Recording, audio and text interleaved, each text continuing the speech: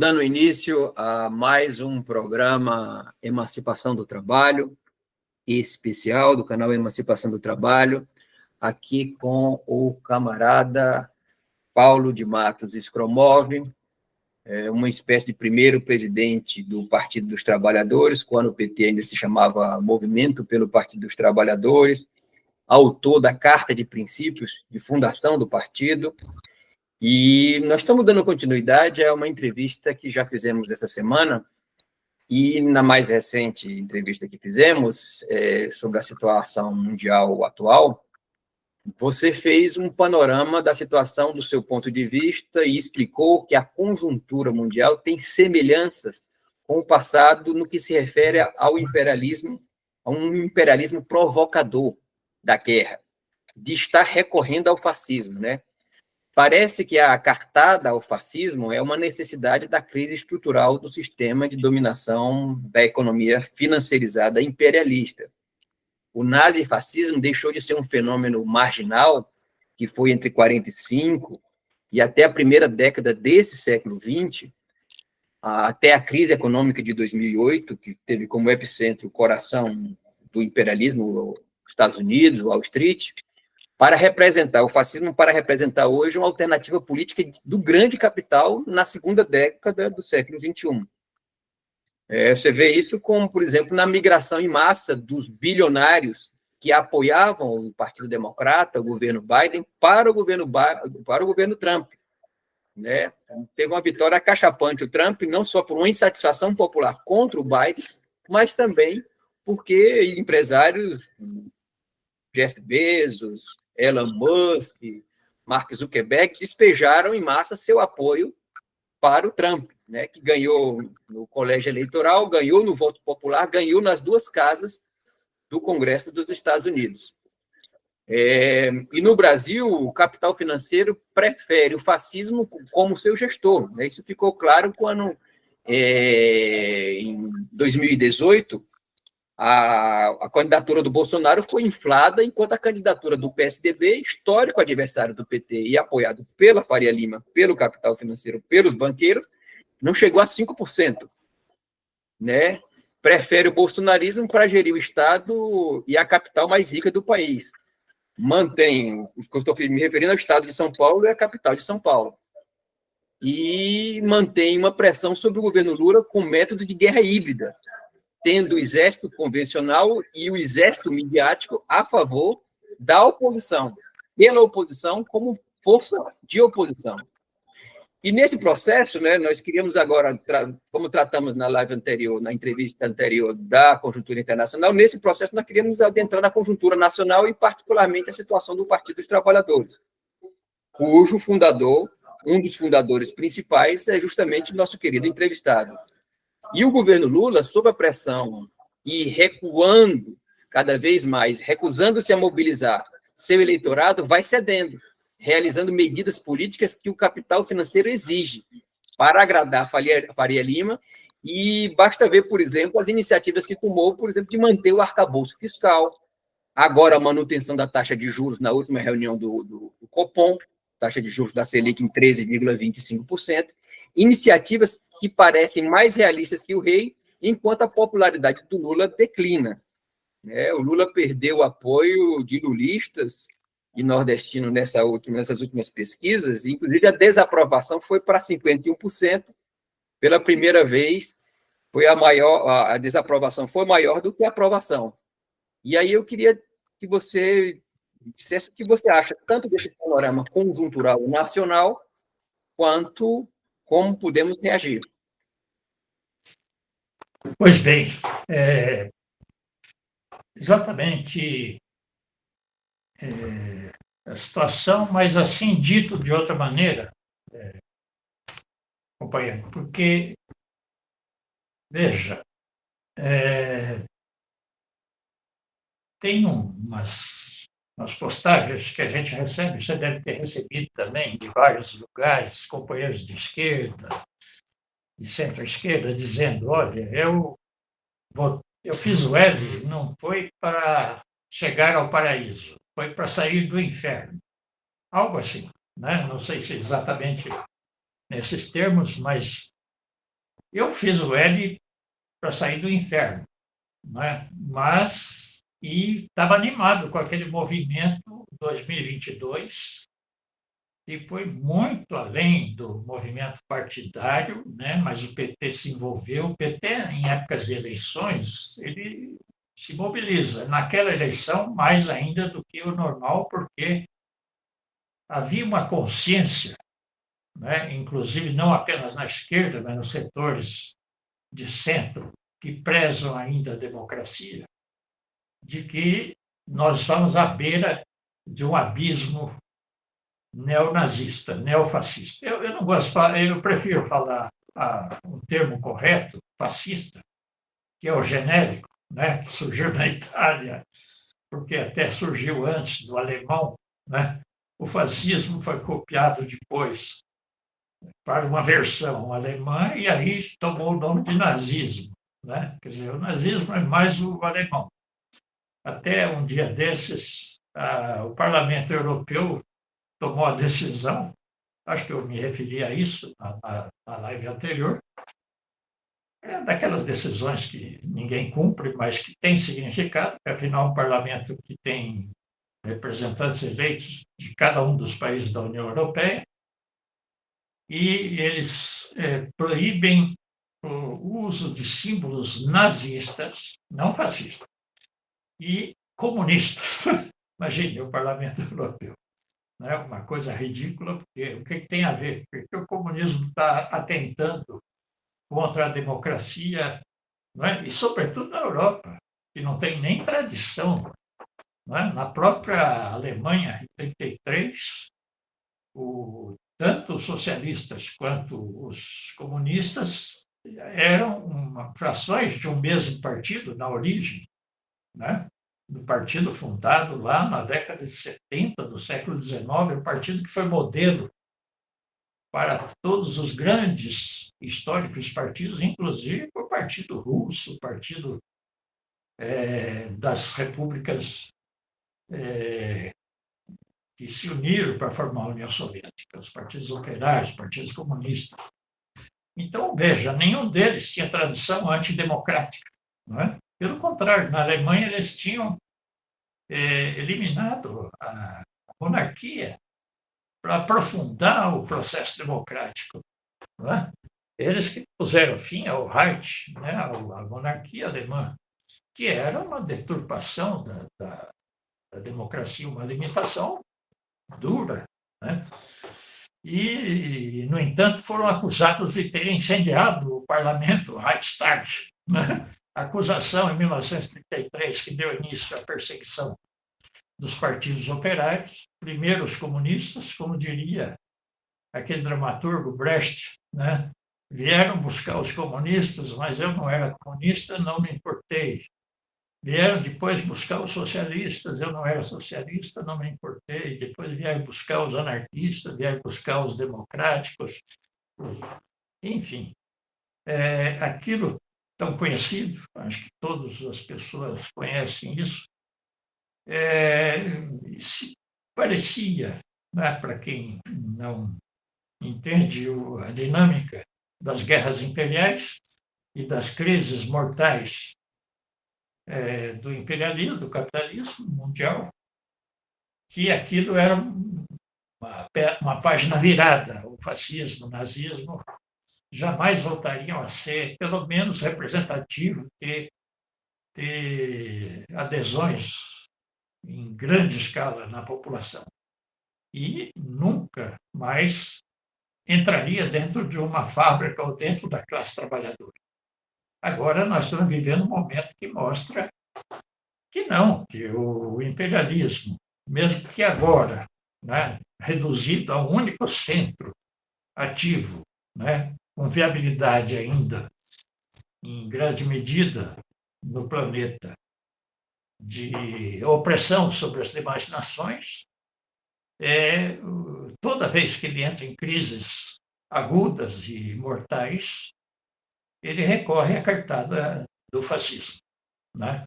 Dessa vez, é isso que nós discutimos na live anterior, eu falando do Trump 2, que acaba de tomar posse o pessoal traduz como inauguração do governo Trump, no dia 20 desse mês, eu diria que ele não vai utilizar ainda a fundo a cartada do fascismo, do nazifascismo, do neonazismo. Ele não vai, mas é um processo perigoso, porque, uma vez desencadeado, nós brasileiros sabemos como é difícil brecar. Mesmo com a derrota na eleição presidencial brasileira, em outubro de 2022, veja o que está acontecendo ainda hoje no Brasil. Você se referiu à pesquisa recente em que o Lula, pela primeira vez, é apontado como, digamos assim, em matéria de apoio, de preferência e de sustentação popular, pela primeira vez, 51% da amostra dos eleitores brasileiros entrevistados, nesse momento, não o apoia. Portanto, supostamente não votaria nele, claro, dependendo de quem fosse o opositor. Não é? Essa semana, o Lula chamou uma coletiva de imprensa e ele mostrou-se de um grande otimismo. Ele estava, bom, primeiro, ele tinha sido vítima de um acidente doméstico, não é? Que pôs em risco, na idade dele, aos 79, já caminhando para os 80 anos de idade, a própria vida. Ele cita isso, cita inclusive aquelas 5 horas que ele ficou sobrevoando a Cidade do México, o aeroporto da Cidade do México, sem poder descer, o avião com apenas um motor, né? E carregado demais por causa do não funcionamento dos outros motores, supercarregado de gasolina ele dizendo, se eu sobrevivi, aquele câncer que eu tinha tido alguns anos atrás, se eu sobrevivi à prisão em Curitiba, se eu sobrevivi agora a esse risco aéreo na viagem ao México, e agora sobrevivi àquele coágulo no cérebro, naquele tombo doméstico que lhe aconteceu no banheiro da casa, porque, bom, para eu continuar e conseguir fazer aquilo que eu prometi na campanha de outubro de 2022, de fazer mais e melhor e fazer com que a fome, o Brasil saia do mapa da fome e que eu faça mais e melhor do que eu fiz nos 2 primeiros quadriênios que eu governei o país. Olha, eu conheço bem o Lula, né? Claro que não o Lula agora, envelhecido, nós temos até uma conversa marcada, talvez agora, lá no Rio de Janeiro, dia 10 de fevereiro, que vai ser o 45º aniversário do partido. Eles há muitos anos não me chamavam para aniversário do partido, agora, a pedido dele, eu parece que estou sendo... Já fui previamente avisado de que serei convocado e que vão proporcionar os meios, o partido vai proporcionar os meios para que eu possa ir ao Rio de Janeiro, porque eu já não faço voos longos, né? Para mim, daqui ao Rio, eu tenho que ir a São Paulo, tomar um avião, nem pensar em Dutra, nem pensar... Na época, eu cheguei a fazer viagens de trem no vagão-leito, chegava lá dormido, numa boa. A minha federação, inicialmente, tinha sede no Rio. Eu fui presidente também da Federação dos Trabalhadores Correios, durante um mandato apenas. Agora, nem esse mandato eu não exerci plenamente, porque eu passei com o companheiro GG, né, um companheiro do meu sindicato, completar. Mas eu quero me referir a esse otimismo. Eu conheço bem o Lula quando ele está nesse estado de espírito.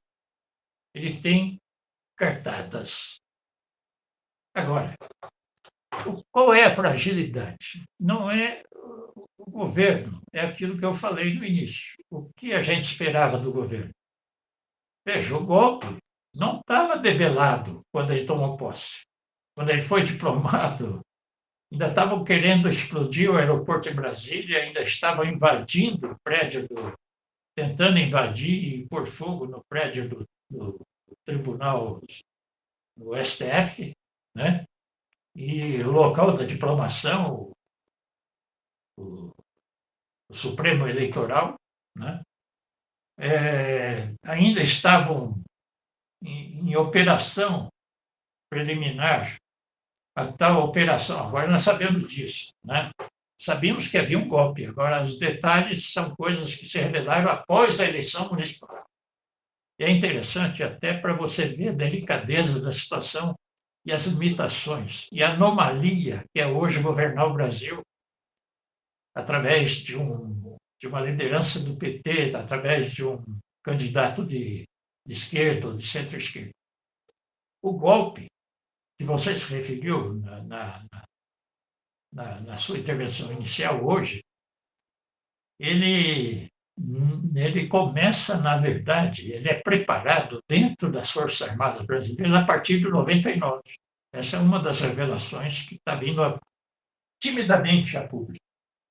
A Escola Superior de Guerra criou o que ela chamava um novo departamento, um novo estudo e uma nova instituição dentro das Forças Armadas para fazer a guerra psicológica.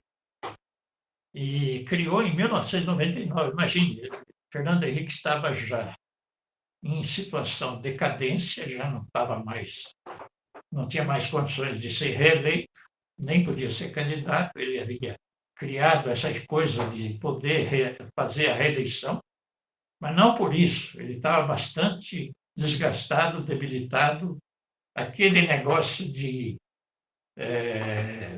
plano real com valor do real quase equivalente a $1, etc., já não enganava, porque aquilo, na verdade, era o disfarce para a introdução do neoliberalismo, para a introdução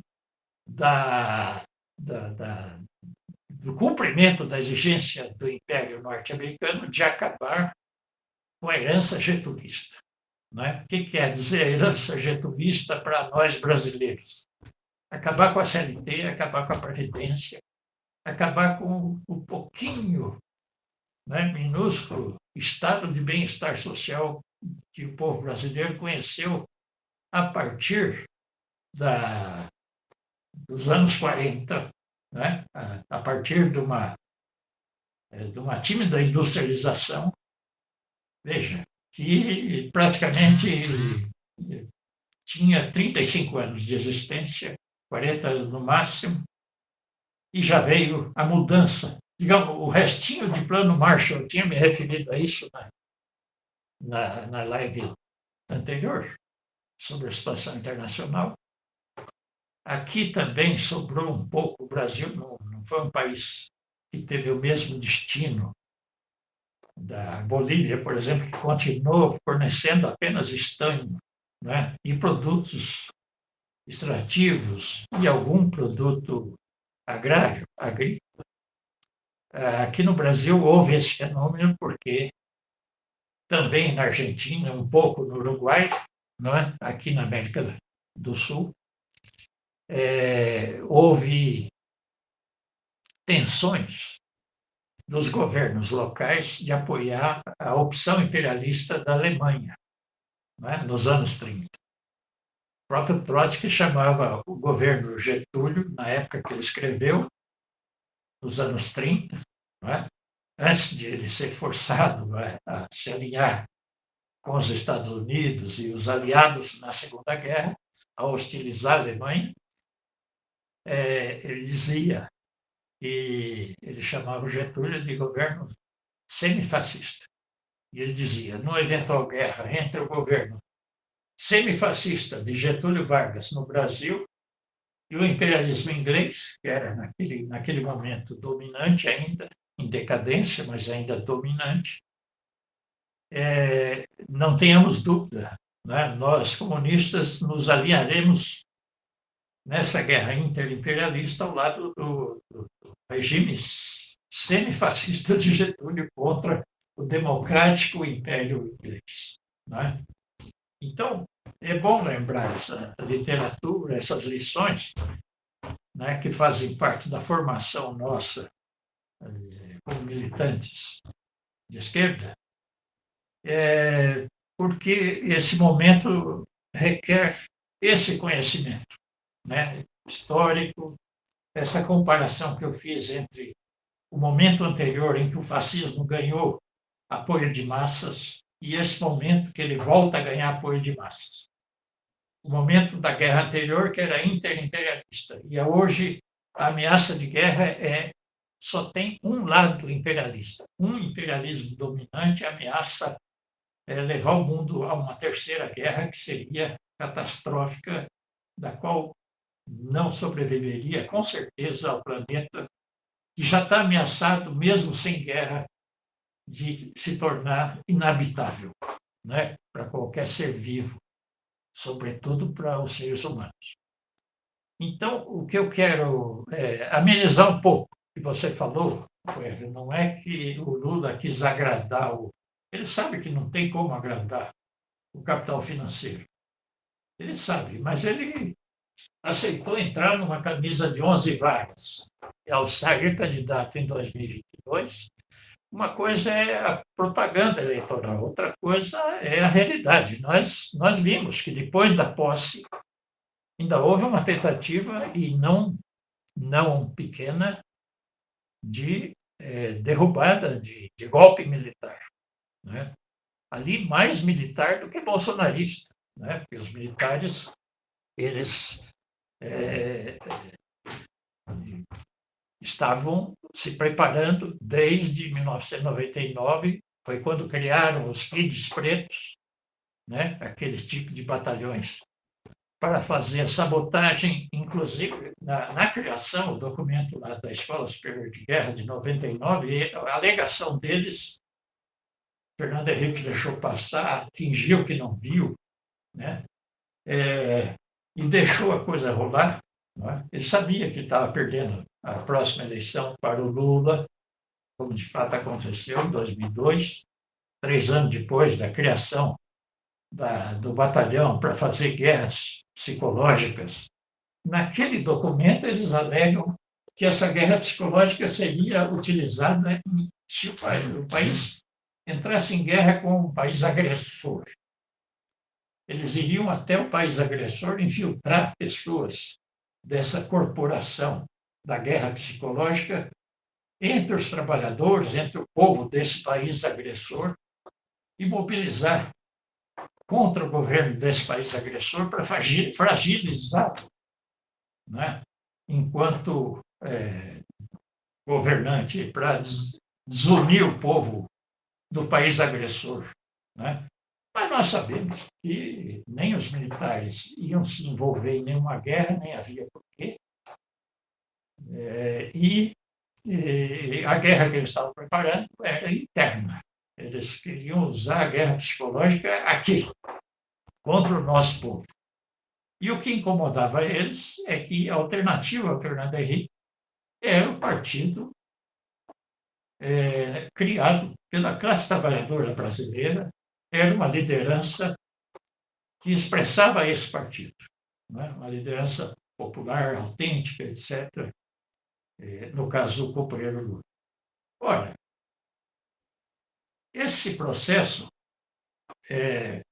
começou a crescer dentro das Forças Armadas. O governo Lula assumiu em janeiro de 2003 e não prestou atenção, achou que os militares, aconselhado pelo Aldo Rebelo, imagine, um militante de cúpula do PCdoB, que se apresentava como sendo um cara que tinha contatos importantes, não é? O Exército fez esse namoro, não só com Aldo Rebelo, com Genuíno, etc. Quer dizer, e eles se apresentavam dentro do governo Lula e tal, como especialistas e interlocutores. Né? No final, o Aldo Rebelo hoje é um político de extrema-direita, né? Um dos apoiadores do voto, vamos falar a verdade. Eu, aqui, por exemplo, aqui na cidade que eu moro, ele foi recebido aqui festivamente, quando ele veio aqui, pelo PSDB. Eu não sabia do papel ainda, das posições do Aldo Rebelo, e o dono de uma faculdade aqui da cidade era o anfitrião.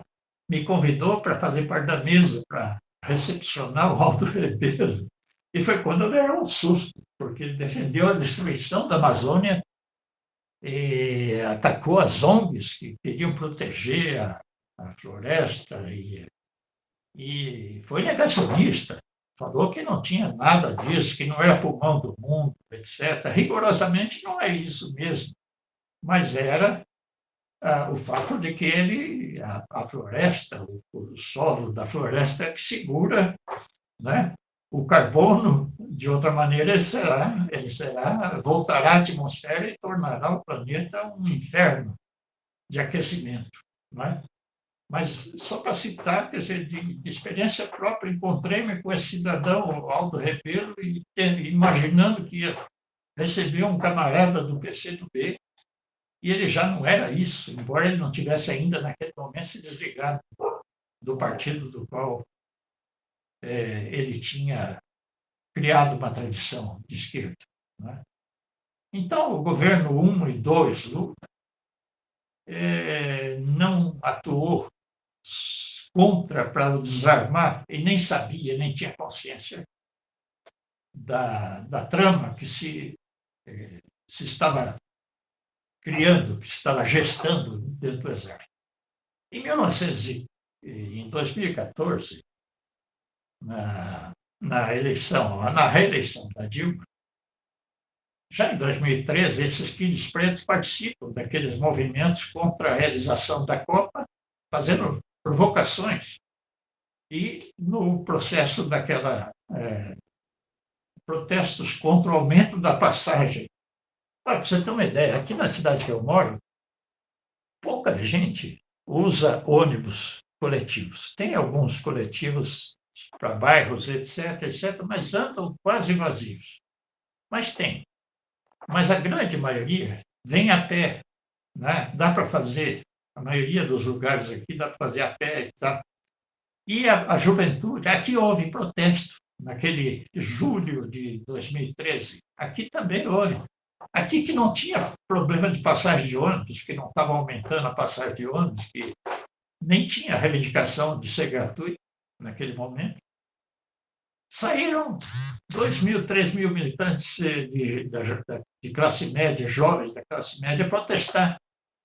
E, por sorte, eles escolheram uma praça bem em frente à sede do PT local. E um companheiro chamou minha atenção, falou: Paulo, vamos lá, que eles estão perdidinhos, eles não sabem quais são as reivindicações. Tinha mais de 1.000 jovens de classe média aqui, nessa cidade do interior paulista, perdidos, eles não sabiam se eles iam dizer que eles são contra a Copa, e passagem de ônibus, eles ficavam meio constrangidos, porque eles não tomavam ônibus. Eles não usavam ônibus, quer dizer, como é que eles iam reclamar do preço da passagem? E aí nós chegamos e conversamos com eles ali na praça, enquanto eles estavam, né, nessa vacilação, ninguém assumia o comando, não tinha palanque, né, não tinha microfone, e eles estavam ali na praça, reunidos, esperando alguma liderança. Aí nós fomos para lá, dialogamos com ele e falamos: olha, tem um vereador muito sem vergonha aqui na cidade, que ele acaba de fazer um discurso dizendo que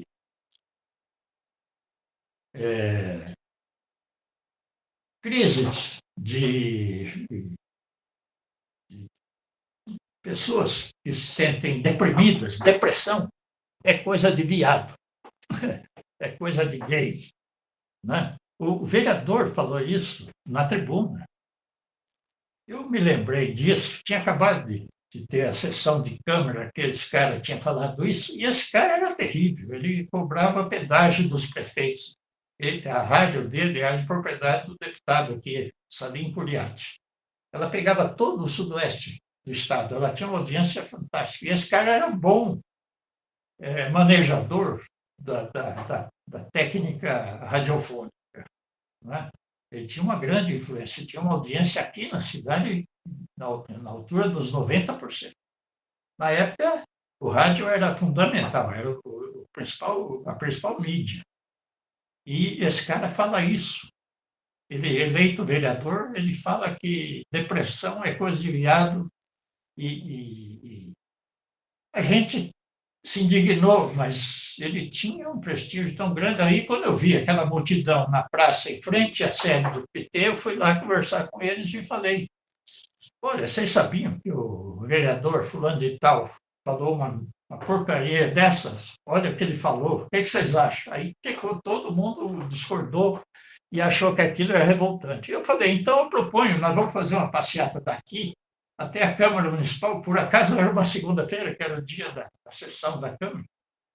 Eu falei, vamos até lá, vamos invadir a sessão da Câmara e vamos exigir a cassação desse vereador. Eles não tinham outra bandeira, ficaram felizes e assumiram essa bandeira. Agora, o que foi que o PT fez naquele momento? E eu vou falar sobre isso, por isso que eu estou mencionando o fato. Não é porque eu estou falando de coisas antigas que não tem a ver com o que está acontecendo e com o que eu estou propondo agora.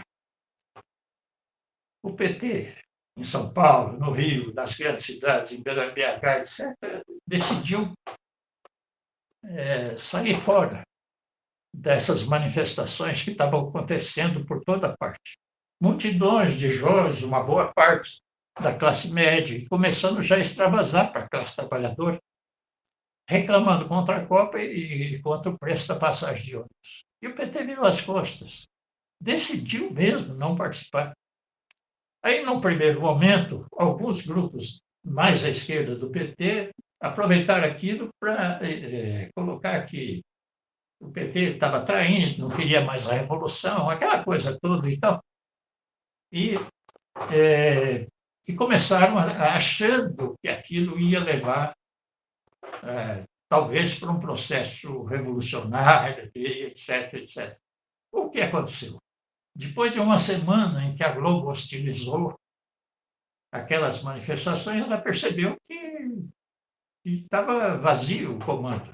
Aí ela conclamou a direita a assumir. Não é? E ali os filhos pretos já estavam agindo. Não é? E, então, é isso que eu quero lembrar. Veja, o PT ali realizava um belíssimo governo. A Dilma tinha mais prestígio do que os 87% de apoio com o qual Lula tinha deixado o seu segundo mandato. Dilma tinha superado, não é? Imagine, no seu primeiro mandato, Dilma saiu com mais de 90%. A oposição não chegava a 2 dígitos. Né? Os que eram contra, que avaliavam de forma negativa o governo Dilma, não chegava a 2 dígitos. Olha só. Então, mais do que nunca, imagine, os caras que estavam fazendo aquela trama que havia começado com a criação da guerra psicológica na Escola Superior de Guerra, etc., de repente vem esse desgaste, essa mobilização, e o PT se alheia. Não, o negócio é o seguinte, deixa o homem trabalhar, deixa a mulher trabalhar, vamos dizer assim, no caso que era a presidenta. Não é? Essa história de deixa o homem trabalhar, tudo bem, mas faz o que você? Você fica só na expectativa, comentando o que o presidente está fazendo, que não sei o quê. Veja, o mandato que o Lula assumiu, a eleição que ele participou, foi uma fraude. Ele ganhou porque ele tinha um acúmulo fantástico e ele buscou alianças as mais amplas possível para não correr nenhum risco, para agregar mais 1%, que eu acho que o Alckmin trouxe 1 ou 2%, e depois se mostrou importante. Ele trouxe a Marina, que havia brigado. O Paulo, deixa eu só voltar um pouquinho atrás e fazer uma pergunta ainda nesse momento. Eu achei muito importante que você registrou essa pequena experiência, microcosmo de Avaré, e também fez uma comparação dizendo, o PT se alijou do processo, e eu tenho pleno acordo contigo. Mas eu queria, assim, comparar 2 processos que são muito importantes. Você falou, essa armação, a organização, inclusive militaresca da coisa, começa lá em 99. E Isso. isso não evitou, embora eles planifiquem, eles conspirem, isso não evitou a vitória do Lula em 2002. Eles não Nesse tinham mesmo... eles não tinham ainda como Isso. um anti-Lula, vamos dizer assim. Isso. Então, não, eles podem conspirar, eles podem fazer muita coisa, mas eles, como não vem quando vem o momento da primavera, eles não conseguem detê-lo. Mas essa orientação não é uma orientação nacional, como você bem disse, da escola superior, que vem do Pentágono, da CIA, Claro, etc. claro. Tal, vem de lá do âmago do norte. O que eu queria te perguntar é o seguinte: nesse mesmo momento, nesses mesmos períodos, de 99 a 2013, vamos tomar dois países e compará-los, apesar das profundas diferenças, dos tamanhos das populações, etc. Brasil e Venezuela. O chavismo chega ao governo no final desse período aí, 99, o lulismo em 2002, 2003.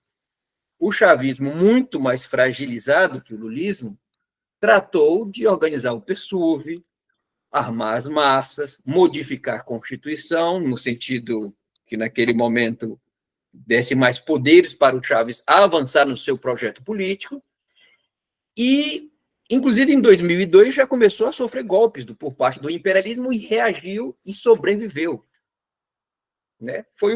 Provavelmente foi o país que mais sofreu golpes durante o século XXI inteiro e sobreviveu mobilizando a classe trabalhadora. Por que eu estou fazendo essa pequena digressão? Porque você está citando a atitude do PT em relação a 2013, que, embora pudesse ter a influência, o germe e uma tentativa da Globo, dos Kids pretos, etc. e tal, poderia o tiro sair pela culatra. Se a CUT e o MST, que nunca o chavismo tivessem sido mobilizados para disputar o movimento e avançar. Você também bem lembrou que a popularidade da Dilma era maior que a do Lula no momento. E eu queria destacar outros dois elementos. O nível de desemprego foi um dos maiores, 2013, 2014, 2012, o desemprego estava lá embaixo. Não chegava a 4%, o governo comemorava o pleno emprego. Tanto é que também o Diese registrou um dado que parece que é negativo, mas na verdade é positivo, que em 2013 foi o ano de maior quantidade de greves no Brasil. 2.050 greves. O que significa isso? Que a classe trabalhadora, uma vez satisfeita a situação de poder vender sua força de trabalho, ou seja, estava empregada, comemorando o pleno emprego, e ia brigar por mais, ou seja, ia brigar por melhores condições salariais. Ou seja, estava num momento em que uma disputa política, a mobilização de massa, favorecesse um projeto político de longo fôlego. Né? O que o chavismo fez lá, com todas as condições desfavoráveis. O chavismo nunca teve uma central única dos trabalhadores com o poder que tem uma central única dos trabalhadores do Brasil. Nunca teve o MST com essa dimensão, com essa envergadura. E, no entanto, teve uma política que, me parece, a impressão que dá, o PT, que sempre é acusado de reformista, de oportunista, nesse caso, em relação às massas, teve uma política sectária. E renunciou a disputar como vocês fizeram nesse pequeno cosmo aí, nesse microcosmo que você citou na Câmara de Vereadores da cidade. Eu queria que você me dissesse assim, se essa impressão está correta, e também isso serve para o momento atual e para todo o processo posterior também. Ou seja, enquanto o chavismo, baseado na sua fragilidade, contraditoriamente apostou na mobilização popular e na organização popular, o lulismo foi renunciando. 2013 é só uma demonstração. Foi renunciando à mobilização popular como instrumento político, como ferramenta política para disputar contra a classe dominante, contra o imperialismo. E é isso que eu acho que continua hoje. 2013 é uma expressão, é uma fratura exposta dessa tática política. Sem dúvida, sem dúvida. Eu quero primeiro registrar esse acordo com você. Você tem razão em colocar que a CUT, os sindicatos, o MST poderiam ter respaldado e cumprido um papel à esquerda do governo. O governo é sempre contingenciado, mesmo aquele 1 e 2, que era muito menos. Quer dizer, ali o poder executivo tinha o seu poder respeitado pelo Congresso. Claro, estava sendo sabotado por uma parte do próprio Estado, né? Que o Poder Executivo, no caso do Lula, ele era chefe de Estado, mas eu imagino que ele não sabia, porque não alertaram, ele não tomou nenhuma providência. Era charmoso ouvir o Aldo Rebelo ou o próprio Genuíno elogiando as Forças Armadas naquele momento, não é? Eu até ficava esperançado tomara que seja verdade, porque eu não sabia também dessa história da guerra psicológica dos kids pretos, etc. Mas eu sabia que as Forças Armadas brasileiras haviam cometido o golpe de 64 e saído completamente impunes. Não é?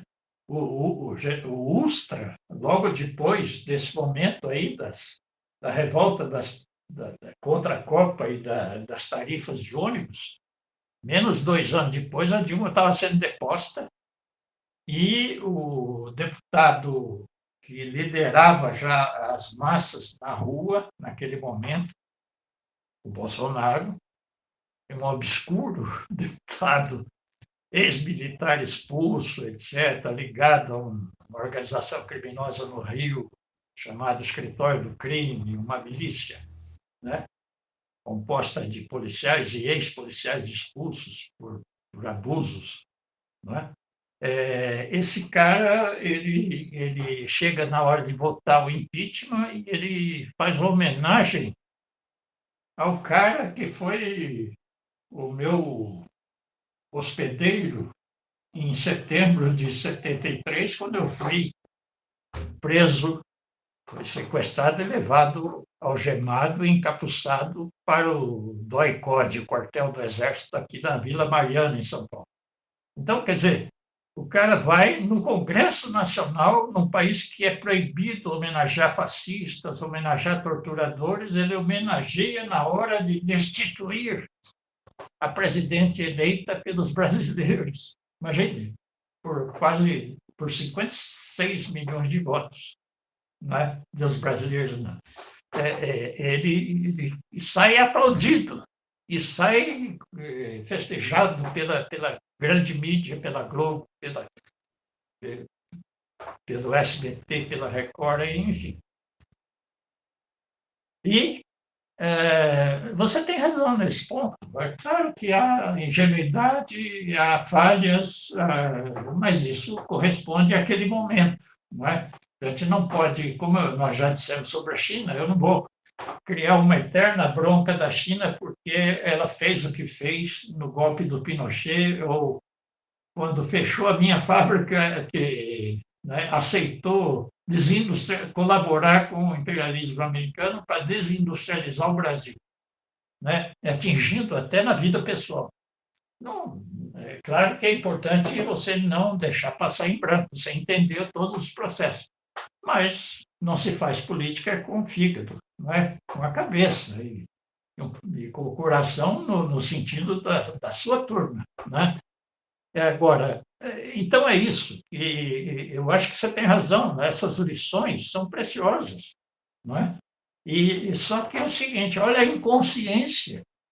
Veja, já depois da aprovação da nova Constituição, em outubro de 88, alguns dias depois, essa ala, digamos, sectária e fascista do Exército invade a siderúrgica de Volta Redonda, quando o país festejava a Constituição Cidadã e festejava o senhor Ulisses Guimarães como sendo o construtor da conquista das diretas, que seria, alguns anos depois, 2 anos depois, em 1990, seria praticado de volta, os brasileiros ganhariam o direito a eleger governadores e até presidente da República de novo, né? Sem passar pelo crivo do Exército ou pelo tal colégio eleitoral que elegeu Sarney. Né? Enfim, naquele momento, os militares já fazem uma provocação, invadem a siderúrgica, matam os operários, depois vai lá e destrói o monumento que Oscar Niemeyer havia levantado em homenagem aos 3 mortos, 3 companheiros vítimas da invasão do Exército na siderúrgica. E Veja. E aquilo passa em branco. Não é que não puniram os militares da ditadura, não puniram quem fez isso. E depois eles vão ainda assassinam o prefeito de Volta Redonda, que era o líder metalúrgico, extremamente talentoso, meu amigo, meu companheiro, né? Passando um caminhão em cima da sua cabeça e fazendo um suco de sangue e de cérebros e de massa encefálica com as rodas de uma jamanta em cima da cabeça do companheiro. Ele viajando, como prefeito, estava indo a Brasília pedir apoio de deputados, de emendas, etc. E mal saiu da cidade dele, ele foi seguido e assassinado. E nunca se esclareceu o que aconteceu com ele. Né? O companheiro Antunes, né? Excelente orador. O único orador melhor que o Lula que eu conheci no movimento sindical. Bem, o que eu quero, por que eu cito isso? Porque havia uma ingenuidade. A inexperiência do proletariado, que é uma coisa que às vezes você ouve o Mário Pedrosa, nos primeiros anos do movimento pelo PT, convivia conosco, dentro do possível, que a saúde dele já não permitia tanta presença, mas ele falava, o nosso proletariado é o mais jovem, né, do planeta, do tamanho que ele é, com a importância que ele tem, ele é o mais jovem, é o mais inexperiente, o mais ingênuo. E ele está produzindo uma coisa extraordinária, que é o seu próprio partido, e um sindicalismo classista e combativo e redutível contra a burocracia. Mas o que acontece lá nesse momento que você se refere, né, o governo Dilma, naquele momento nós não tínhamos mais o sindicalismo classista. Nós não tínhamos mais o PT que não tivesse sido adestrado apenas para a participação eleitoral e para a gestão dos mandatos conquistados. Nem o partido participa disso, na verdade, meia dúzia de pessoas, depois de terminada a eleição, o partido manda todo mundo embora para casa, né? E a central, desde 90 e pouco, desde o quarto congresso da central, aquele das cadeiradas no Parque do Anhembi, no Anhembi, né? Nos galpões do Parque do Anhembi, né? Desde aquele quarto congresso, eu fui eleito naquele congresso para a executiva da CUT. Depois exerci o mandato de uma maneira horrorosa, porque a esquerda não falava comigo. Eu tinha que, por educação, o Meneghelli era o presidente, às vezes me chamava para conversar, às vezes o Gilmar Carneiro, que era o secretário-geral, os mais importantes sindicatos da executiva da CUT. O pessoal da DS não falava comigo, o pessoal do PCdoB às vezes ficava eu tinha uma boa relação com os sindicalistas do PCdoB, principalmente aqueles que estavam lá, que eram de Alagoas, né, na executiva. Mas, tirando isso, eu era visto como um cara que queria eternamente acabar com a pelegada. E eles não concordavam, eles tinham filiado a CUT a CIOLS, ao sindicalismo europeu, imagine, social-democrata europeu, que era o fim do classismo. Né?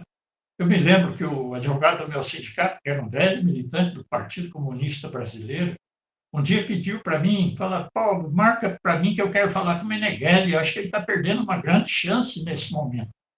Eu nem perguntei qual era o tema, em respeito, né? Porque ele era um cara muito sério, ele continuava comunista, apesar de estar lá em 1993, ainda no PCB, né? Ainda achando que a União Soviética ia transitar para uma sociedade sem classe.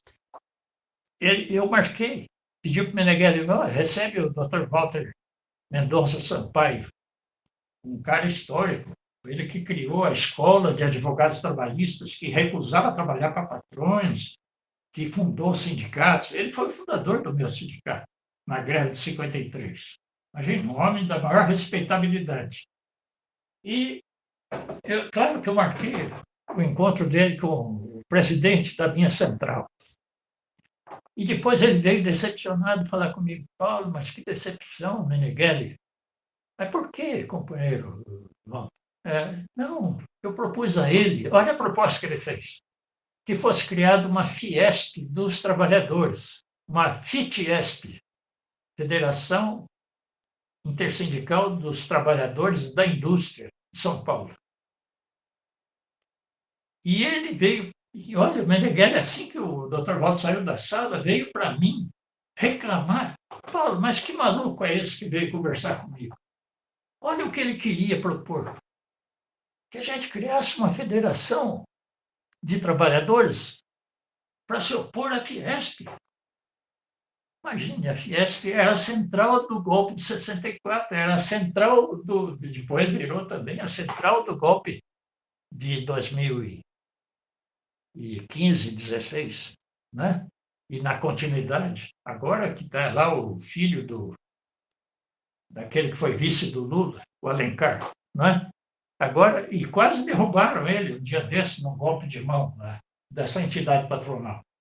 Mas a Fiesp que criou o DOI-CODE, antes de chamar-se DOI-CODE, ser incorporado como uma repartição, uma autarquia do Exército, era uma entidade privada para repressão política mantida pela Federação das Indústrias do Estado de São Paulo, chamada Operação Bandeirantes. É o mesmo lugar. Imagine, eles compraram um quartel, Grupo Ultra, né, e outros, o Teobaldo Henriques, que era o presidente da Fiesp, foi eles que montaram o DOI-CODE com o nome de Operação Bandeirantes. Então, para você ter uma ideia, o Meneghelli veio reclamar: Paulo, você mandou um maluco conversar comigo, o cara quer que a gente crie uma federação de trabalhadores para confrontar a Fiesp, para fazer uma greve geral na indústria aqui em São Paulo. Eu olhei para ele e falei: mas qual é a coisa? O que está errado nisso? Não, nós somos agora corporações, não somos mais a classe trabalhadora contra a classe patronal.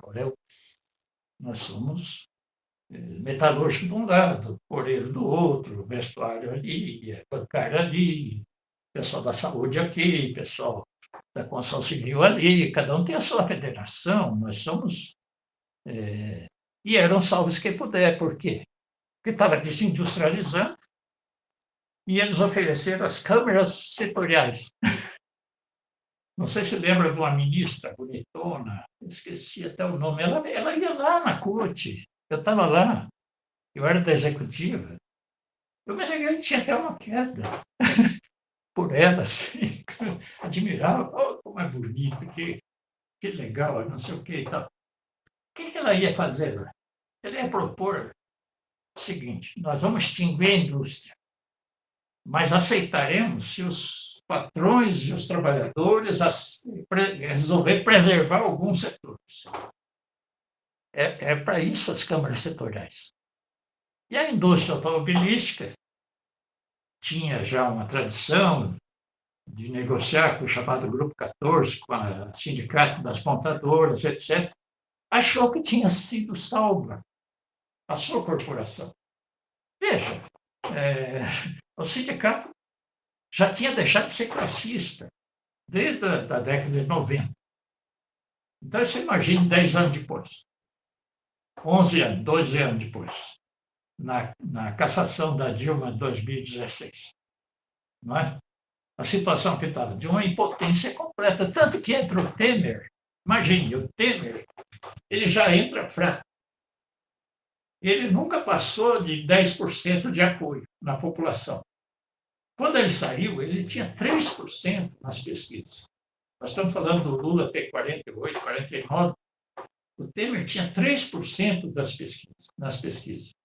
E ele, com 3% nas pesquisas, olha, tamanha fragilidade do movimento sindical, que ele consegue fazer uma reforma trabalhista. Claro, houve uma greve geral, sim, não é? Em 2017, olha só, né? Um ano antes, um pouco mais da vitória, entre aspas, porque foi uma fraude a eleição de 2018. não é? Uma fraude. Ao momento que eles caçam a candidatura do Lula, alegando o depoimento do Palocci, é brincadeira, né? Quer dizer, eles torturavam uma pessoa psicologicamente, é claro que aí não era a tortura que eu sofri lá em 1973 e tantos outros brasileiros, né? Tem até filme agora sobre isso.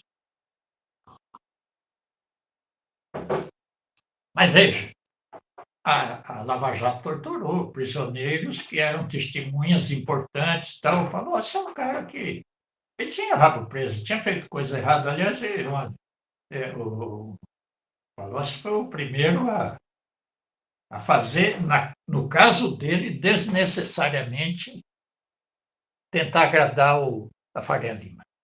Nem sei se na época já era na Faria Lima o centro financeiro, pelo menos símbolo do centro financeiro do Brasil. Mas o Palocci de graça. O Lula subindo com um prestígio imenso, o Exército ainda mal começando seus planos conspiratórios, etc., etc. Portanto, sem nenhuma possibilidade de viabilização do que estava tramando. E o Palocci, que era o mais tucano de todos os petistas, imagina, ele tinha privatizado a telefônica da cidade que ele foi prefeito, em Ribeirão Preto, que era estatal. Ele foi o primeiro, talvez o único petista que realmente privatizou empresas estatais, né? Claro que depois não houve uma reação contra as privatizações como o PT deveria ter feito, né? O Palocci tinha esse posto até a chegada do Haddad, né? O Haddad, eu não sei se está privatizando, tá? Não falo em relação a isso. Eu quero o mais tucano dos petistas. Você tem razão. Então, veja, uma coisa é o Haddad tentar ficar de bem com a Faria Lima, agora não é para agradar. É esse o termo que eu acho que a crítica que eu faço, né? Tudo isso é feito com uma dor enorme. Eu conheço bem os companheiros. O Haddad, é claro, não é um cara de esquerda, ele é de centro, né? O PT tem isso hoje, tem o centro-esquerda. O PT tem até direita hoje, né? Tanto que havia quem estivesse orientando que, nesse momento, que o PT está num momento congressual interno, no momento de eleger nova direção e escolher uma nova política, existe, sim, tensões, principalmente em São Paulo. No Rio, por exemplo, aquele prefeito de uma das cidades agora, das poucas cidades que o PT elegeu, Coaquá, né? Acho que todo mundo conhece já, virou um folclore da direita petista, né? Que está defendendo aqueles quadrilheiros acusados de ter assassinado a Marielle Franco, não é? O Coaquá. Aqui nós temos algo próximo do Coaquá também, no PT de São Paulo. Mas eles não estão dando as cartas. Eu acho que com a volta do Zé Dirceu, a própria articulação tende a ter uma repolitização parcial. O grupo majoritário, que não é majoritário por definições que os unifiquem, é uma tradição. São um grupo de amigos que, em outro momento, tinham uma linha política comum, né, que era essa de combater o classismo, não sei o quê, etc., de domesticar e deixar o PT sem outra atividade concreta que não seja a participação eleitoral e institucional.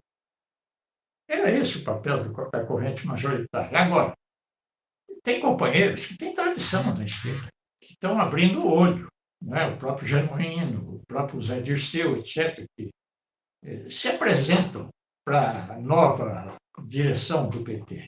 O Genuíno, inclusive, está sendo cogitado para presidente nacional do PT, e embora o Edinho, o ex-prefeito de Araraquara, seja o nome que o Lula parece ter um carinho especial para essa função.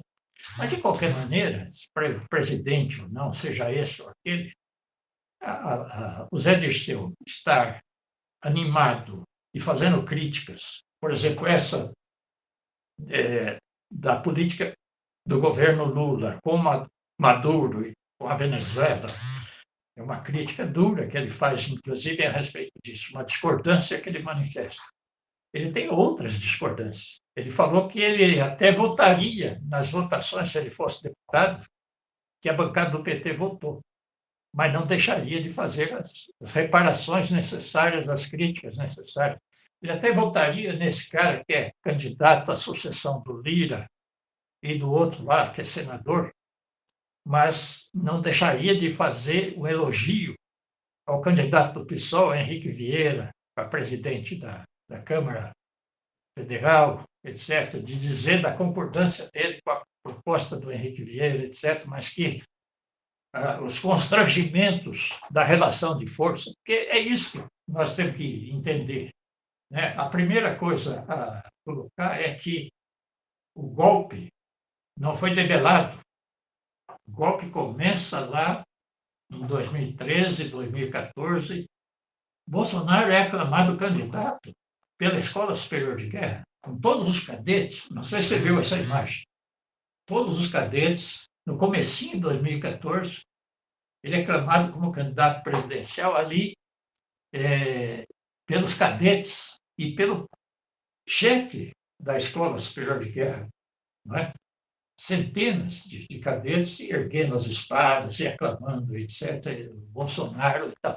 Ali faz-se a ligação, começa a ligação entre a conspiração, que pouca viabilidade tinha naquele momento, o PT, com aquela força eleitoral, embora com aquela ingenuidade, aquela omissão na questão de não olhar para a tradição. Né? Porque, veja, você fala, por exemplo, a Venezuela. Qual é o Lula da Venezuela? A figura mais próxima do Lula? Certamente é o Chaves. Né? O que é o Chaves? Nós tivemos Chaves aqui no Brasil.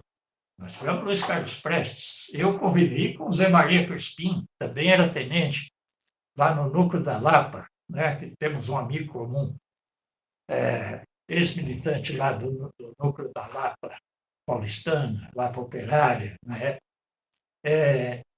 Zé Maria Crispim, né? Que participou daquele movimento em 1935, foi eleito deputado constituinte em 46, derrotou num debate numa cadeia de rádio o padre Sapoia de Medeiros, que era o reitor da PUC, que era candidato também pela direita. Né? Ele foi eleito pelos paulistas, um paraense, né? Foi eleito pelos paulistas, um tenente do Exército expulso depois da repressão ao movimento militar de 1935. Né? Imagine, o Brasil já teve os seus Chaves. Né?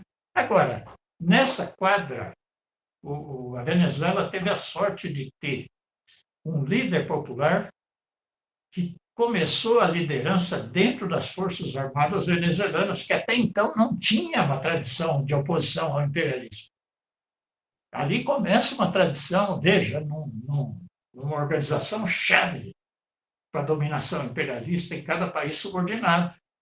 Veja o caso do México. Por que a Sheinbaum ali na divisa, né, do outro lado do muro, já construído, e do muro a ser completado pelo Trump II, ela não demonstra, não ocorre lá no México o mesmo desprestígio que ocorre aqui no Brasil. Nós temos que entender as raízes. Por que o PT quase foi proibido? Teve o senador Barnhouse, lembra? Ele, na cassação da Dilma, ele saiu comemorando. Acabamos com a raça do PT. A frase emblemática. Tudo aquilo era para acabar com a raça do PT, e a esquerda, uma parte, claro, uma parte sectária, né?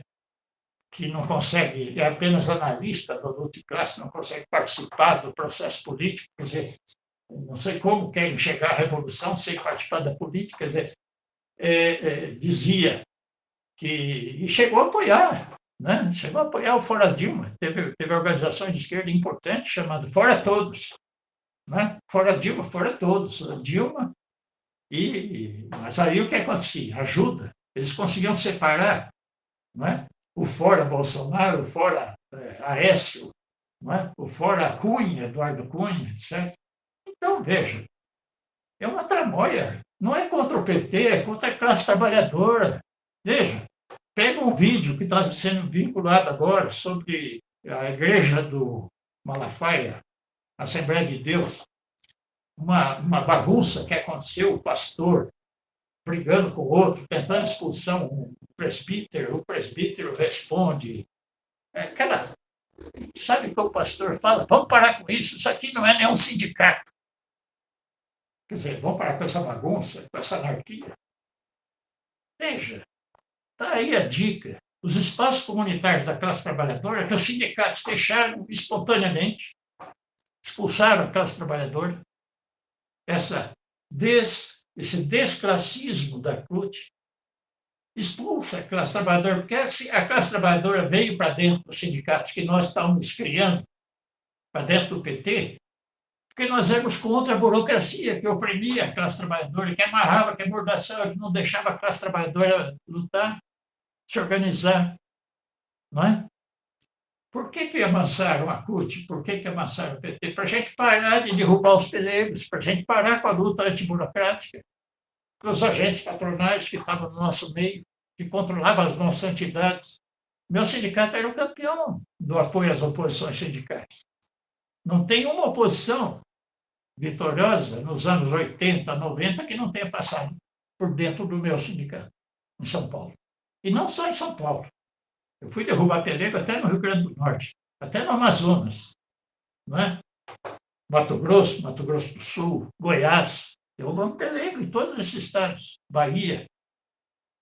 Então, veja. Paulo, você não acha que, nesse ponto que você acabou de dizer, que justamente existe uma. Porque na década de 80, esse movimento que você está falando, ou seja, do sindicalismo classista e demolindo a estrutura peleguista e os pelegos, derrotando em eleição por eleição, ocupando a sede do sindicato, quando o pelego se recusava a sair, isso acabou. Acabou. E o que está na mentalidade? Você fala muito de ingenuidade, mas eu considero que já não é mais ingenuidade por parte dos atuais dirigentes sindicais. Ingenuidade. Por que eu chamo de ingenuidade? Veja, é erro, não é? É erro. Agora, o erro levou a um desarmamento. Então, não vou dizer que se eles tivessem consciência do que eles fizeram, todos eles manteriam o sindicato daquele jeito que está. É porque eles achavam o seguinte: a democracia veio para ficar. Não vai mais ter golpe. Por que eles estavam desavisados com as Forças Armadas? Eles acreditavam naquela mística, como é que chama? Essa ilusão de que não, as Forças Armadas estão no seu papel, ela vai respeitar, ela está aí para receber ordem. Elas acreditavam naquilo que está escrito na lei. O papel das Forças Armadas é defender as fronteiras e, se houver uma agressão interna, defender o país. Eles acreditavam nisso. Entende? Agora, o que acontece? Há ingenuidade nisso nesse momento. Não estou dizendo naquele momento que eles estavam destruindo o classismo. Não tinha ingenuidade nenhuma. Eles achavam que a democracia não podia conviver, a burguesia não ia aguentar aquela permanente rebelião operária, eles tinham que domesticar aquilo. Né? Então, era o papel contra-revolucionário naquele momento. Mas chega num outro momento, num país neocolonial, não um país semicolonial como o Brasil. Né? Veja a diferença, eu estava falando da presidenta do México e já do presidente anterior e dos presidentes nacionalistas. Por que tem nacionalismo forte no México? Claro que eu prefiro o classismo, mesmo do PT, que agora é residual, do que o nacionalismo do México, ou do Perón, ou do Aya de la Torre, no Peru, ou o próprio nacionalismo do Chávez. Porque o movimento nacionalista não é proletário. Não é? Agora, por que nesse momento, o nacionalismo no México e na Venezuela está defendendo melhor o país, a autonomia, a soberania do país, contra as pretensões imperiais, nesse momento. Até onde eles vão é outra história, né? Até onde o nacionalismo mexicano segura um enfrentamento do imperialismo vizinho, né? Sediado logo ali na fronteira. Até onde a Venezuela vai aceitar também, vai ceder, etc, etc. Mas, nesse momento, nós não podemos, nós, com a nossa formação, né? Não podemos esquecer que nós já fomos a referência, né, de que era o Brasil o exemplo a ser seguido, de mobilização, de organização, de auto-organização dos trabalhadores. Mas nosso momento ficou lá atrás. Agora nós estamos tentando salvar o que existe ainda, o resquício daquele momento, que é o único trunfo que nós temos contra o fascismo. Agora, as Forças Armadas mexicanas, o governante, tirando o caso dos setores que estão corrompidos pelo narcotráfico, patrocinado diretamente como sabotagem pelo Império no México. Você vê o caso do Equador, né? Um cara chamado Lenin, ele foi o cara que promoveu a conquista, a tomada de poder do crime organizado no estado equatoriano. Lenin Moreno. Imagina o pai dele, que arrependimento tem de ter posto esse nome, né, no filho. Né?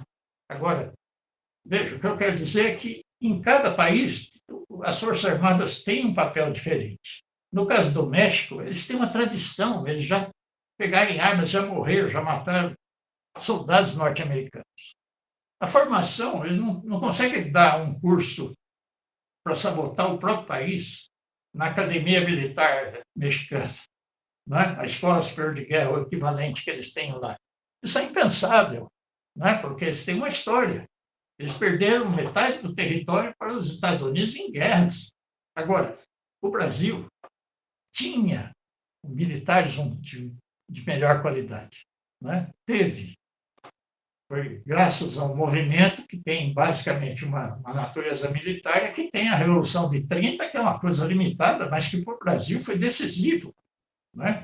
Para criar uma sociedade minimamente civilizada, né? Para trazer o proletariado para unificar o país, que até então eram várias colônias portuguesas que estavam unidas apenas pela manutenção do escravismo, até a abolição em 88, 1888. O que O processo que você está falando, o que você está falando é muito importante, porque o que aconteceu em 30 completou um processo de revolução burguesa que foi iniciado em 1888 com a Revolução Abolicionista. Que não, a Revolução Abolicionista, né, como nosso querido Mário Maestri muito bem se refere, foi a primeira revolução. Grande contribuição do Mário. Uma revolução social, porque mudou o modo de produção do escravismo colonial, como bem definiu nosso Jacob Gorender, para o modo capitalista, que vai ser completado em 30 com o início da industrialização do país, que dura de 40 a 80. E aí eu queria que você nos referisse a esse processo de desindustrialização, que isso, de certo modo, mas não explica, mas não justifica, um processo de fortalecimento dos pelegos, do neopeleguismo, dentro da burocracia sindical. Ou seja, o processo de industrialização ele acaba com o Collor, com a década de 90, a década neoliberal, né? Tanto que no PIB nacional, a produção de manufatura industrial chegou a 25% em 85%, e agora está em 10%, 9%. Não, né? Se você incluir a construção civil, 1/3 do PIB era produzido pela indústria. Não é? 1/3 do PIB brasileiro, até o final dos anos 80, era produzido pela atividade industrial, incluindo aí a construção civil. Não só a manufatureira, mas a construção civil. Agora, de 1/3 hoje, não chega a 10%. Se você pegar a manufatureira, menos ainda. Não é? Dizem que é 11%, eu duvido. Não é? O esvaziamento é brutal. Não é? O Lula falou nessa entrevista sobre o entusiasmo dele na reindustrialização. Mas como é que vai reindustrializar com juros? Não é? Nessa altura, é o segundo maior juro do mundo. Segundo maior. Só existe o da Turquia. Você não pode falar o da Rússia. Porque ela Com está os sendo. juros e com a reforma trabalhista e sindical. Porque com essa reforma trabalhista e sindical, mais o arcabouço fiscal, mais um juros de 13,25%, não tem país que se reindustrialize, nem se industrialize, nem se mantenha com o quadro atual. Vai só para trás a coisa. Olha, só para você ter uma ideia, está cheio de gente na esquerda falando que não existe mais, que o sindicato está inviabilizado, porque o trabalhador é do outro tipo, etc. Olha, nesse ano, um dos bons balanços do Lula é que foram criados 1.700.000 empregos com carteira assinada. Fazia muito tempo, desde da Dilma, que não acontecia isso. Agora, o que aconteceu? A classe trabalhadora de carteira assinada, que reclama direitos trabalhistas, que valoriza o direito trabalhista, ela foi extinta? Não. Existem milhões de trabalhadores que vivem nas mesmas condições, basicamente, que nós vivíamos na década de 80. Então, dizer que o sindicato está inviabilizado é uma tremenda de uma mistificação. Né? Então, era aí que eu queria chegar, Paulo. Desculpa interromper teu pensamento, mas veja só. Hoje temos 100, população economicamente ativa do país era cerca de 100 milhões de trabalhadores, em várias frações. Mesmo que a gente tenha que registrar que hoje a população, a indústria, trabalhador diretamente ligado a manufaturas, operários industriais, ou a indústria não ocupe 9%, 10% da participação do PIB, como você registrou com a construção civil, chegava a um terço. Ainda que seja assim, é necessário também registrar que nós temos uma classe operária, uma população economicamente ativa, um quanto de trabalhadores assalariados muito maior, inclusive, do que de 79 e 80, em números absolutos. Sim, sim. Sim, apesar da reforma sindical e trabalhista, apesar de tudo que aconteceu, apesar da burocratização, a força da nossa classe trabalhadora em números é imensamente maior do que no final da década de 70. Olha, a melhor coisa que se pode dizer a respeito da viabilidade, inclusive de greve geral, não é claro nessa conjuntura, mas de provocar um processo que desague numa conjuntura favorável a uma greve geral, é a bandeira de extinção da escala 6x1. Tem 20 e poucos milhões de trabalhadores que estão cumprindo essa escala sem respeito, inclusive, à duração de 44 horas semanais, que já era um recuo. Você sabe que nós já estávamos conquistando as 40 horas nos anos 80, quando houve a convocação da Constituinte, do Congresso Constituinte. Em 88, para evitar as 40 horas, Fernando Henrique faz uma proposta de conciliação. Não é mais 48, como era a jornada legal desde a CLT lá do Getúlio, vamos reduzir para 44. Né? Mas, na prática, só para ter uma ideia, uma das categorias que o meu sindicato representava, que era dos trabalhadores, na fabricação de equipamentos, de luvas de segurança e demais equipamentos, inclusive capacetes, aventais, todos equipamentos de segurança, uniformes de motociclistas, etc., de aviadores, óculos de aviador, tudo isso pertencia ao meu sindicato, é bom saber, nem tudo que é de couro tinha que ser de couro, você entendeu? Agora, esse setor, nós tínhamos feito uma greve já em 83, em outubro de 83, no dia que saiu a carta sindical, nós paramos, nós chegamos, o presidente do sindicato, esse, o companheiro Joselício, chegou de Brasília com a carta sindical do Ministério do Trabalho, que nós estávamos esperando desde 79. Chegou, nós paramos, as principais empresas, tinha em torno de 8 mil trabalhadores nesse setor, nós paramos praticamente tudo. E conquistamos, no acordo coletivo, com 2 anos de duração, as 40 horas semanais, sem redução de nenhum centavo do salário que antes exigia-se 48 horas para receber. Então, o fim da escala 6x1 está aí desafiando os sindicatos. Por que os sindicatos estão quietos? Eu não vejo uma manifestação, não, devia estar assim, assanhado. Puxa, a boia de salvação nesse vazio todo. Por que isso não está sendo agitado da maneira que merece? Não é? Olha, é só um exemplo. Agora, veja, o maior exemplo é que em 2017, o governo Temer, com 3% de aprovação, com mais de 90% de reprovação, com os tais 5% de indecisos, achando que ele era regular, que não era péssimo, ele faz a reforma trabalhista. E os sindicatos eram tão frágeis que nem conseguiu contar para a classe trabalhadora. Os trabalhadores não ficaram sabendo que houve a reforma trabalhista. Não ficaram sabendo. 90%, 90 e tantos por cento dos trabalhadores não souberam que tinha havido modificações radicais nos direitos trabalhistas, que tinham sido suprimidos uma parte importantíssima, principalmente no que se refere à jornada de trabalho e outros direitos básicos.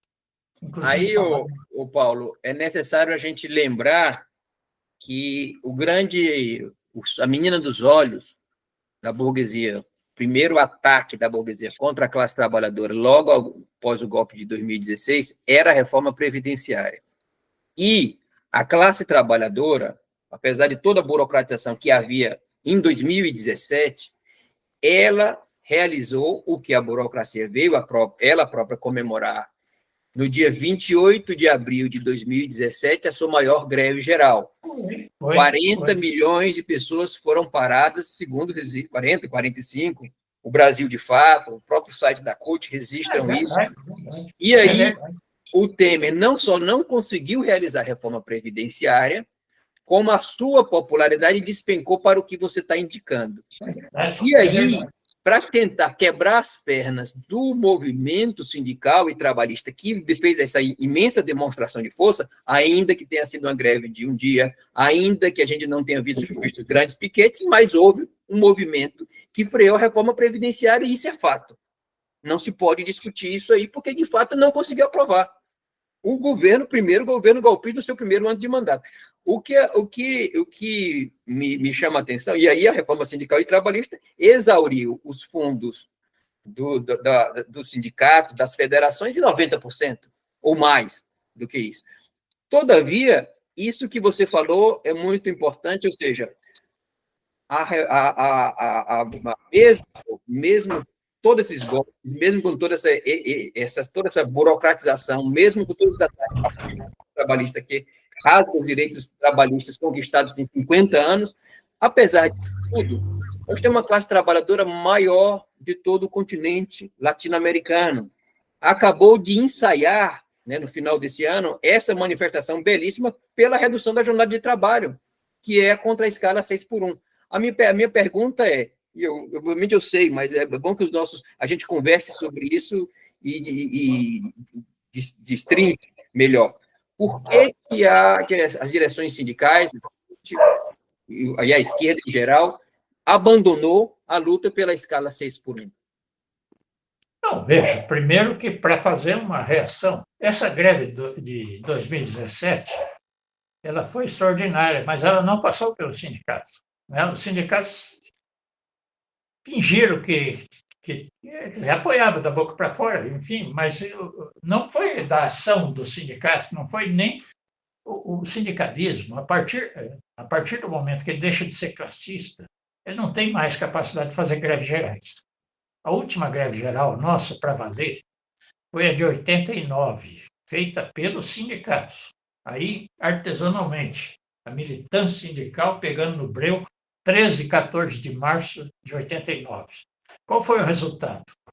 O resultado é que tinha eleição naquele ano, a primeira eleição para presidente por escolha popular, desde 1960, que não tinha eleição para presidente da República. Não é? E Quem eram os dois polos daquela eleição de 89 até o dia 14 de março de 89? Estava pintando o crescimento do Collor, o caçador de Marajás, e, do outro lado, uma figura óbvia, Leonel Brizola. Não tinha Lula na parada. Que jogou o Lula para ser o polo e daí não saiu mais, foi a greve geral de 13 e 14 de março de 1989. A gente participou belíssimamente. Nós paramos, ficou a nosso encargo a Regis Bittencourt e a Castelo, né? O setor fabril, naquele ângulo, né? Que pegava Osasco de um lado e do outro, né? E saía de São Paulo e ia na direção, digamos, sudoeste do estado, mais para oeste do que sul, mas sudoeste. Essa região ficou a nosso encargo, do meu sindicato e dos químicos de Osasco, que era um sindicato muito próximo ao nosso, uma das oposições que nós havíamos conquistado o sindicato em 87, por exemplo, né? Então, veja, companheiros, é uma diferença muito grande. Era uma greve produzida pelo empenho dos sindicatos, pelo esforço do sindicato, pela militância sindical. A gente tinha que parar. Para a gente parar essas duas rodovias, paramos no convencimento e paramos com métodos, por exemplo, Miguelitos, etc., né? Furando pneus dos transportes dos fura-greves. Né? Eram 2 dias, não era um dia de greve como a de 2017. Então, veja, e foi em termos de Brasil, até então era a greve mais forte. A de 2017 mostrava essa coisa voluntária, a revolta natural, né, que o PT não soube cativar. Né? Quer dizer, aquele povo estava perdido, não tinha se direitizado, não é verdade, não tinha se direitizado, né? Porque a direita estava em confronto, a turma do Aécio, a turma do Bolsonaro não estavam ainda resolvidos, e aí o PT faz uma opção, esperar por 2018. Aí mais um erro. Mas veja, eu estou assinalando, né?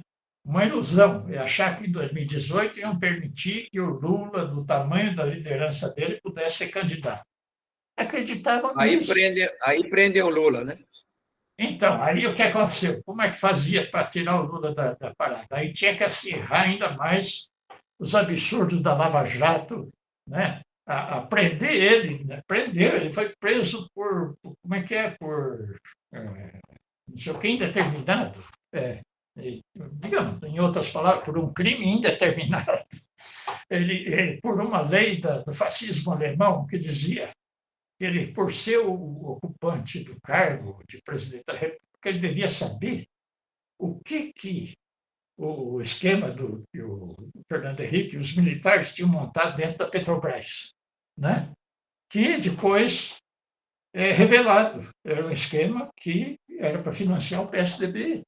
Né? A Globo fazia parte, o Roberto Marinho foi um dos que fizeram o esquema do Petrolão. O Lula não tinha nada a ver. Né? Não tinha nada. Então ele foi. Ele era ingênuo, devia saber, mas não sabia. Não sabia mesmo. A Dilma desmontou o Petrolão em 2012 e a Lava Jato começou em 2014. Né? Quem desmontou o esquema? A Dilma. Ela demitiu aqueles caras que estavam no esquema, que vinha desde a época do Fernando Henrique. Que tinha aquele senador de Mato Grosso do Sul que fazia parte do esquema, que acabou se filiando, saiu do PSDB e veio para o PT. E depois foi um dos que faziam acusações absurdas contra o Lula. Não é? Enfim, veja, não deveria. A opção, depois daquela greve geral de 2017, era a mobilização. Mas eles tinham perdido o cacuete, perdido o jeito, perdido os vínculos. Não é? Sentiram que, como é que eles iam fazer? Não é? Não é eu confiar nesse caminho, é resolver confiar no caminho institucional. No meio de um golpe, cujas tarefas, não é? O Bornhaus havia dito, era acabar com a raça do PT. Não é o PT que eles estão querendo acabar com a raça da classe trabalhadora, do proletariado. Não pode ter classe trabalhadora organizada. Não é? É isso que eles queriam acabar. O golpe não foi o PT, porque é a sigla que expressa o momento que a classe trabalhadora se organizou como classe. Mas tentar apagar isso, né? E tentar achincalhar essa tradição. Né? Não podia a esquerda, em nenhum setor da esquerda, embarcar no apoio a uma coisa dessa. Mas não é o único aspecto. Né? Quer dizer, a direção do PT, de novo, né, se acovarda diante aquilo que a greve geral de abril de 2017. Interessante o ano, né? Do centenário. Aquilo devia ter sido lido. Agora eu não vou ficar cobrando uma coisa que está numa outra conjuntura e dizer por causa daquilo eu não apoio agora o governo Lula, por causa daquilo, não é? Não se trata disso, porque se a gente viver assim, o fígado vai mandar a gente fazer um monte de besteira. Não é? Esquece o fígado, vamos pela cabeça. O ser humano tem essa capacidade. Então, veja, hoje, qual é o problema? O problema é que fica todo mundo. O problema é de comunicação, é a SECOM. O problema do governo Lula é a SECOM. O problema do governo Lula é que ele não domina ainda a comunicação moderna, da internet, sei lá o quê, etc. Companheiros, não é nada disso. O PT virou um partido só para eleições.